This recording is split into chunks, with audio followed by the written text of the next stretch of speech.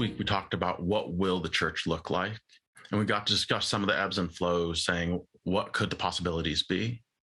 Now we want to ask the question, how are we going to get there, to this preferred future? And we'll be moving out of a metaphor of the midwife, because a midwife is one who is present in the highs and lows, because sometimes a midwife ushers in the new potential, a new possibility. At others, she sits with the woman while she mourns because the child was born dead. So a midwife sits at that intersection to where a dream may die or have the promise of a future. We see a similar idea coming throughout the biblical narrative as we're going to move out of Ezekiel 37, where you have God speaking through Ezekiel to say, look at this valley of bones. Prophesy to them for them to come to life. And God breathes and they get their tendons back. They are enfleshed and become living things again. Here, we have the presentation of Ezekiel as midwife, but not Ezekiel alone, because it's not just Ezekiel, the one who would be called the child of humanity. It is the child of humanity with divine insight, because God didn't do it alone. God needed the child of humanity. Humanity couldn't do it alone. It has to come as the co-creative act where together the divine and the children of humanity take this field of bones they've inherited to try to bring about new life. It's a co-creative process to where both the divine and humanity become midwives with each other so that the future can be open and generous. And just in case we think this is just a way to look at this text, Ezekiel 37 pulls a line out of breathing into in 37:9 that has them rereading Genesis 2:7 to where the first child of humanity, the first Adam, which would be mankind, humanity, has the breath of God brought in. Ezekiel sitting in the fields of slaughter around Jerusalem where the old empires had to die, once again called on that imagery to say, do you remember when the creator God brought humanity into existence? And so uses that to echo into that text to speak of the future. Then Ezekiel gets a play into the storytelling of the Gospel of John with those same lines. So we go from Genesis to Ezekiel, then Ezekiel to John 21. Just after Jesus rises again and is calling on this image of the bones and the death and the new life coming, and says, Jesus breathes in. Each time, Genesis could not anticipate Ezekiel. Ezekiel never dreamt of Jesus. And so now the breath of life that comes with the children of humanity and God is being brought into us. And it only brings new life to the degree that the children of humanity, us, can give it new voice, because divine insight will die on the vine. It'll be a stillbirth without human agency. And human agency won't be powerful enough to bring the dead back to life without the divine touch. So the way we will move forward is as a midwife, co-creating and letting go of the control of what it will be. Just like Genesis could anticipate Ezekiel and Ezekiel could anticipate John, what we do will not be anticipated by what the scriptures first say. But it'll be the gift to the next generation to create a more open, generative, and dynamic space for life to flourish and the bone to rise. It just reminds me of John Caputo's, the idea of like a possibility, right? The possibility of the future. And the future comes to us as either a threat or a promise. And so even like when we read the text, we read the Bible, like we see this promised future. But as you were saying within your stuff, like without the co-conspirator, the co-working, co-creating with God, that future shows up as a threat if we're trying to hold on to control and coercion, or it shows up as a promise of hope if we're willing to sit in that midwife posture to see the possibility birthed into something beautiful and new, or as I say a lot, the good and beautiful. Yeah, as Glenn said, last week we talked about what the future of the church will look like. And this week we want to kind of bring it in a little closer to us. Like, what will our future look like? What will the future of folks? What will the future of our community look like? And how do we walk into that? But one of the things about walking into the future, as I said, is that notion of the future is a threat and a promise. And the reality is is that as we have experienced the body of Christ, as we have experienced the church, it hasn't all been good, right? And sitting in the posture of a midwife isn't always just cheering on, saying, okay, wow, look at new life coming. It's also lamenting, bearing witness to, and sitting with those in grief. In bearing witness to what has died, what has the church taken from you?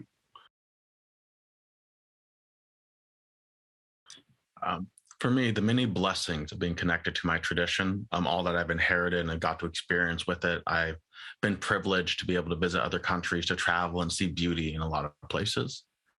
But the thing that it's kept from me is an ability to recognize humanity that doesn't look or act like me. Most of my upbringing and then most of my studies have been about how to create a form that you could copy. We called it living, but we wanted it to be purely predictive and repeatable. So the way we measured success was, did you make the right kind of Christian? And right kind of Christian would look like the good, the stable, and the one who would rattle nothing. It took away an expansive view of humanity. Mm-hmm. And that's worked out to, as I've expanded, as I've got to read more and meet new communities and new people, to where I've seen the touch of God in their life through sacrifice, beauty, and their ability to risk for the beautiful and good. I've found that I've lost any sense of home within my own tradition or within my faith.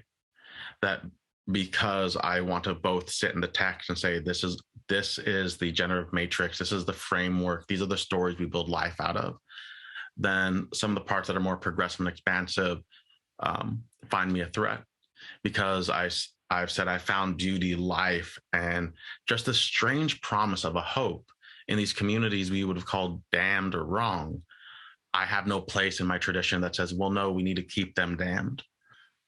Yeah, I remember when you were just sharing that with us in kind of some of the meetings leading up to this time.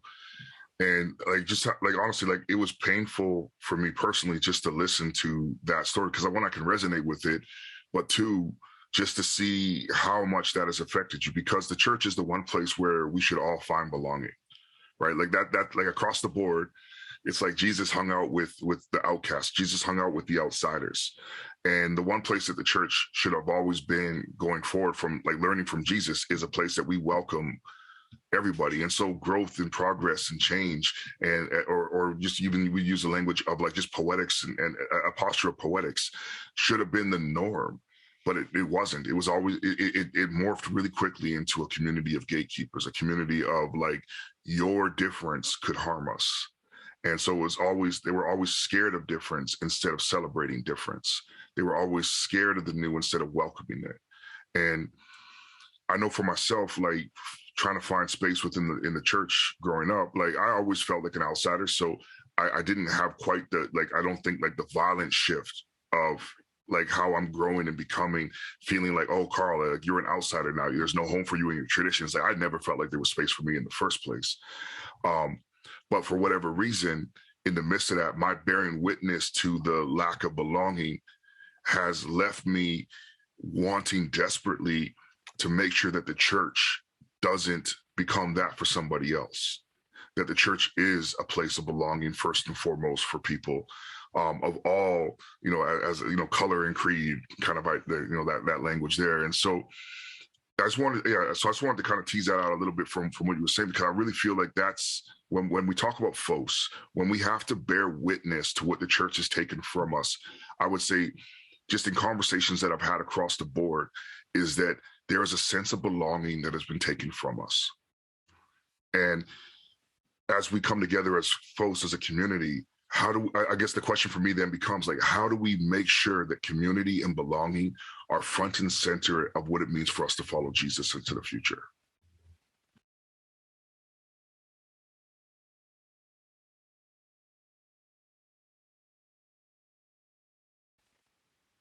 I like this question because it forces us to move past a sense of angst. And actually, my counselor asked me the question, because anytime you get into counseling, the first couple sessions, they're trying to figure out where you're trying to go.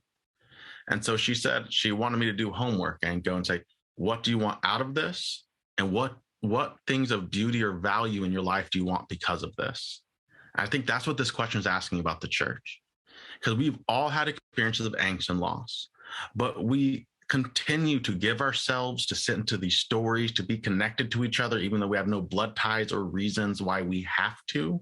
We choose an obligation to each other out of something sacred and beautiful we see around some of the stories we tell. And that's what I want to see for the future of FOS. I actually would love it to be this eclectic blending of multiple genders, from cis to trans to intersex, multiple identities around sexualities and being, to multiple traditions of the faith coming together, not to police and to control each other, but like the midwife, we help to give birth to things, and that we place our trust and our hope in that new life, creating something we couldn't see coming. Ezekiel, as the child of humanity, was saying something that the earlier people in Jerusalem could never have heard.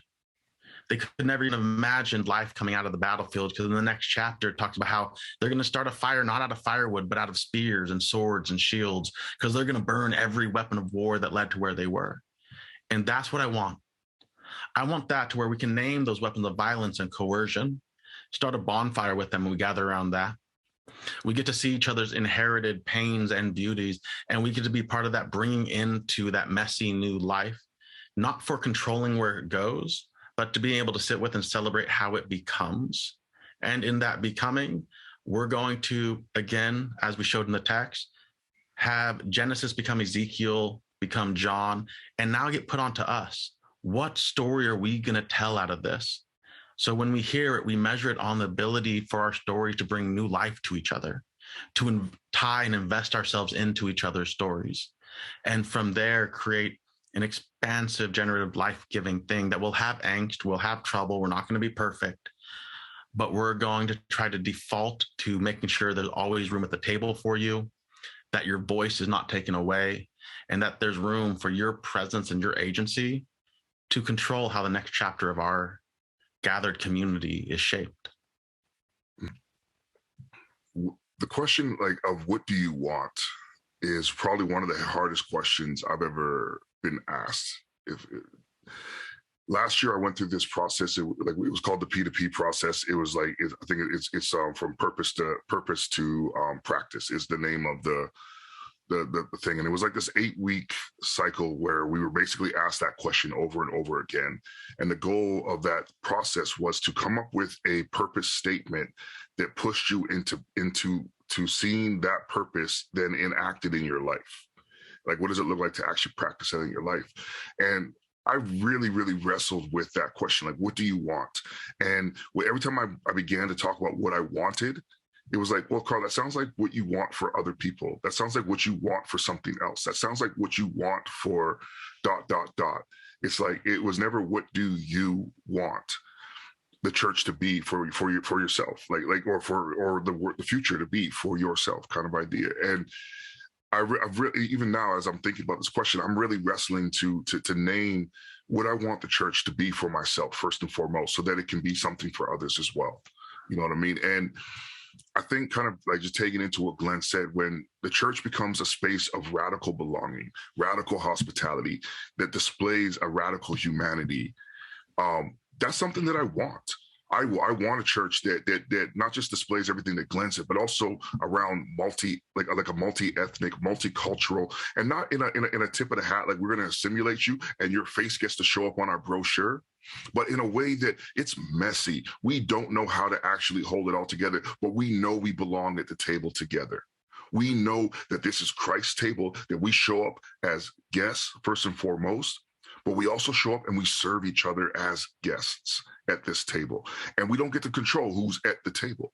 The table is this expansive, beautiful thing that, like, I think, like, at the end of, like, if you go to a dinner party and there's not stains on the tablecloth at the end of it, there's not food spilled as it was served, like, you were at the wrong kind of dinner party. Like, your dinner party was probably boring as hell. You know what I'm saying? And I feel like the table of Christ it's a messy table. where we'll call it, like, as we share our cultures, we share our identities, we share who we are, it becomes the food that kind of slips all over the table a little bit. You know what I mean? The kind where, like, let's be honest, like, your grandma probably had a plastic tablecloth kind of like dinner table. You know what I mean? Because it was like, oh, Carl's coming to eat. I'm gonna put the plastic down. I'm gonna help him out.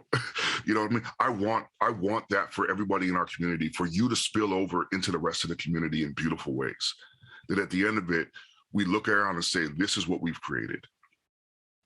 And we look at it and say, it's not a place of homogeneity or like sameness, but it's a place of oneness. It's not a place of being, what's the word I'm looking for? My mind just went blank on the word, but it's a place of unity, but it's not a place of uniformity. You know what I mean? And that's what I really want for the church, because I would say when I think about for myself, as I said, I've never really felt like I belonged in the church.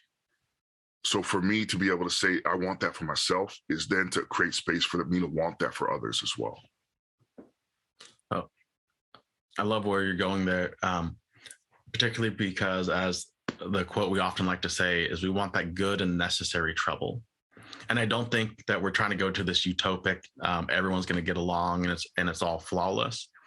But like you said, we're going to have representation from multiple cultures that express love and hospitality differently.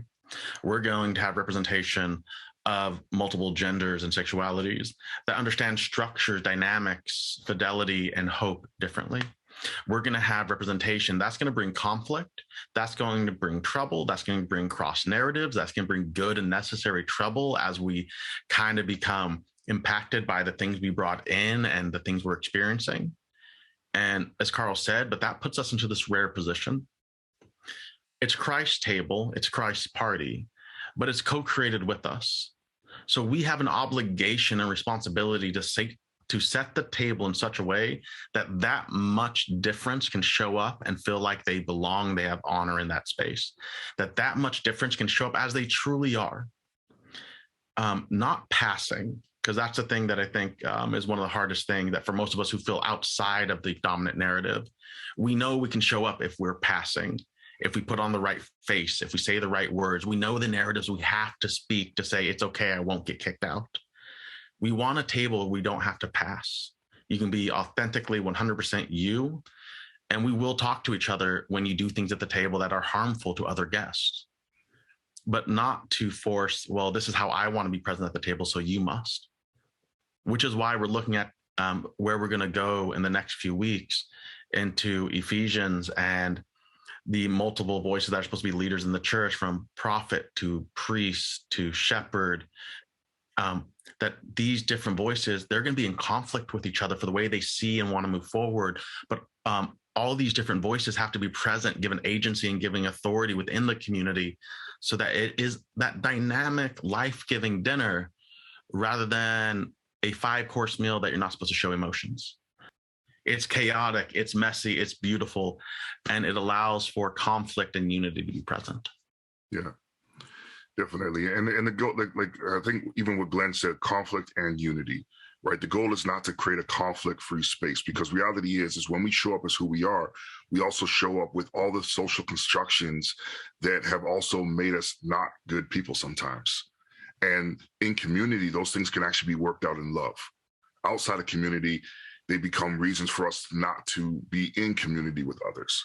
And so sometimes it looks like when I show up fully as who I am, someone needs to actually say, Carl, you're actually showing up in a way that's delimiting others from being present. And that's okay. That's a beautiful thing. That's conflict that leads to unity. And we need that at the table of Christ. So as we talk about even like the future of our community, and we use the imagery of the table of Christ, which, like, you know, in folks, every single week we read the Eucharist together. And the reason we read the Eucharist together, because the Eucharist actually calls us into that vocational space of creating that kind of table, right? Because when we come to the very end of it and we say, like, we consume the broken body of Christ, becoming the broken body of Christ, present in a broken world, we are naming that which we hope to become. We are naming that which we are, and we are naming that which we will be, in a sense. You know what I mean? And it's all of that, all in those moments. And the table of Christ is this kind of ultimate picture of that Eucharist being worked out together. So we started today with the question of how will we get to this future? We got to journey from Eden to the Valley of Bones and see that the same breath that brought life into humanity there brought life into the dead structure and failed empires of Ezekiel, that then again got reread by the community of John to say that once more the Spirit was moving, giving new meaning to old stories. And we're invited in that same process. So we're going to gather around Christ's table, realizing we're guests and not the main host, but we co-create it with God, and being brought into as midwives, because we're going to sit in that messy area around the table, trying to bring new life in, not controlling where it goes, not controlling what it has to look like, but saying that we're dedicated and committed to the process of becoming, of having as much diversity and unity, as much conflict and reconciliation as possible, that we can move together towards that messy preferred future.